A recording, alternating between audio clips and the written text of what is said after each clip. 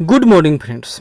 आज का हम लोग का क्वेश्चन क्या है कि उद्योग पर्यावरण को कैसे प्रदूषित करता है और इसे कम करने के लिए कौन से उपाय किए जा सकते हैं। यह बहुत ही महत्वपूर्ण टॉपिक है। यह आपको पर्यावरण से भी संबंधित है, ज्योग्राफी से भी संबंधित है और वर्तमान का जो करंट अफेयर्स है उससे भी यह संबंधित है। हम लोग बीपीएससी का जो मेन एग्जाम होने वाला है उसका तैयारी कर रहे थे, उसी में एक क्वेश्चन है, तो देखते हैं। निर्माण उद्योग का देश के आर्थिक विकास की गति को तीव्र करने में महत्वपूर्ण योगदान है। किसका बात हो रही है? तो निर्माण उद्योग, याद कीजिए यह उद्योग है, ठीक है। फिर भी उद्योगों ने प्रदूषण को बढ़ाया है और पर्यावरण का क्षरण किया है। और उद्योग मुख्यतः कितने प्रकार के होते हैं? उद्योग मुख्यतः 5 प्रकार के प्रदूषण के लिए उत्तरदायी हैं। इतना याद कर लीजिए।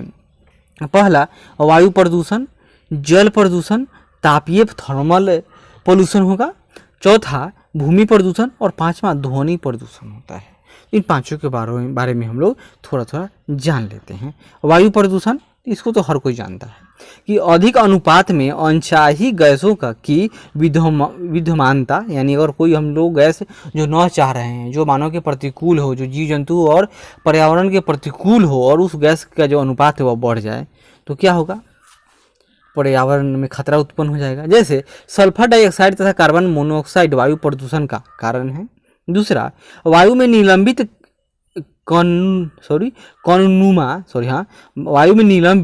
कौननुमा पदार्थों में ठोस व द्रवीय दोनों प्रकार के ही कौन शामिल होते हैं। जैसे पीएम मटेरियल की बात कर सकते हो आप, या और आगे देखिए, जैसे धूल, स्प्रे, कुहासा और धुआं। रसायन व कागज उद्योग, ईंटों के भट्ठों, तेल शोधक शालाएं, प्रगलन उद्योग, जीवाश्म ईंधन दहन तथा छोटे बड़े कारखाने प्रदूषण के नियमों का उल्लंघन करते हुए धुआं निष्कासित करते हैं।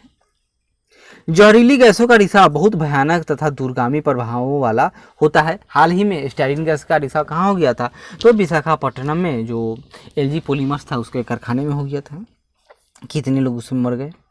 वायु प्रदूषण मानव स्वास्थ्य, पशुओं, पौधों, इमारतों तथा पूरे पर्यावरण पर दुष्प्रभाव डालते हैं।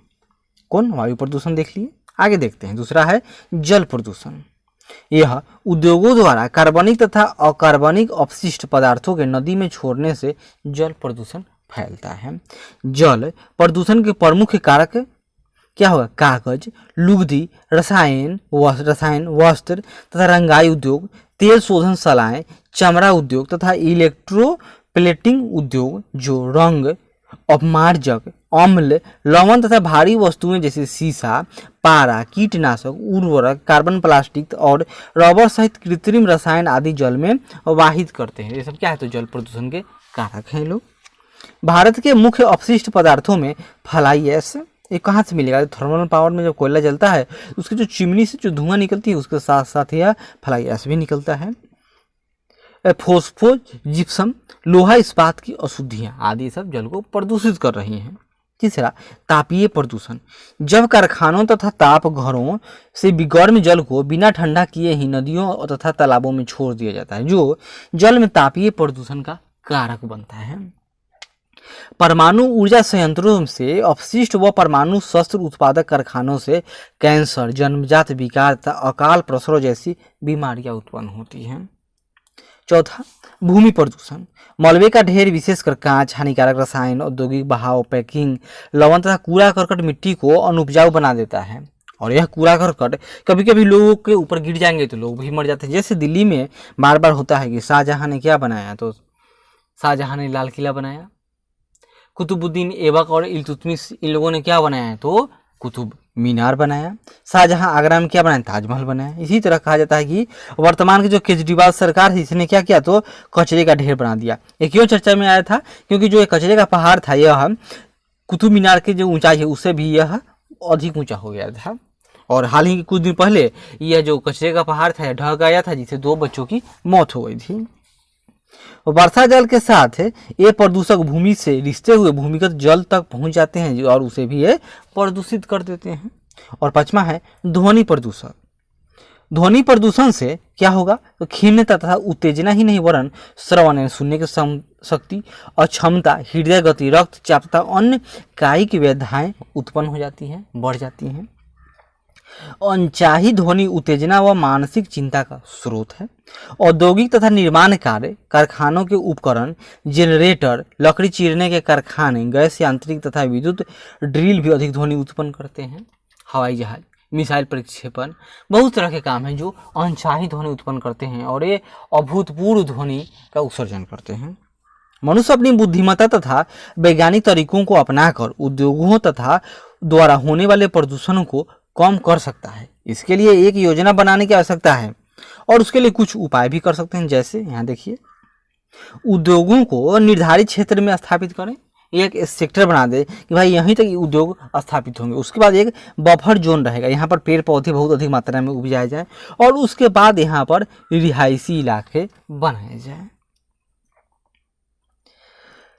जहाँ भूमिगत जल स्तर कम है वहाँ उद्योगों द्वारा इसके अधिक निष्कासन पर कानूनी प्रतिबंध होना चाहिए। कोई ऐसा करता है तो उसको भारी जुर्माना, ऐसा नहीं कि 500 रुपये जुर्माना, ये गलत बात है। उपकरणों की गुणवत्ता को बनाए रखकर तथा उनके सही परिसंचालन द्वारा प्रदूषण को कम किया जा सकता है, यानी बार बार जांच हो। और आगे देखिए, वायु में निलंबित प्रदूषण यानी पार्टिकुलर मैटर की बात हो रही है, वो कम करने के लिए कारखानों में ऊंची चिमनियों में इलेक्ट्रोस्टैटिक अवक्षेपण स्क्रबर उपकरण तथा गैसीय प्रदूषक पदार्थों को जरूरतीय रूप से पृथक करने के लिए उपकरण होना चाहिए।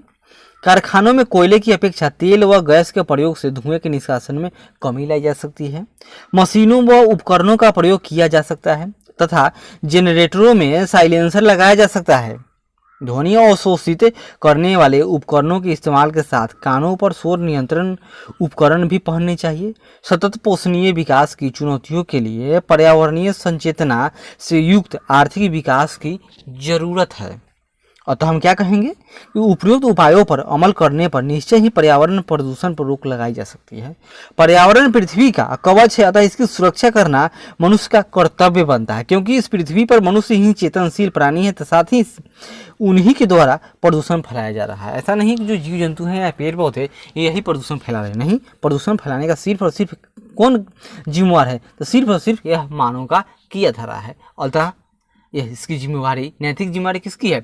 मानव की है कि यह प्रदूषण को कम करने का भी प्रयास उसी ईमान से करे जिसके ईमान से यह प्रदूषण फैलाता है। क्लियर है? अगले बार मिलेंगे तो एक नए क्वेश्चन के साथ। तब तक धन्यवाद। आशा करते हैं कि यह प्रयास अच्छा लगे तो जरूर लाइक करें, शेयर करें, कमेंट करें और सब्सक्राइब करें। धन्यवाद।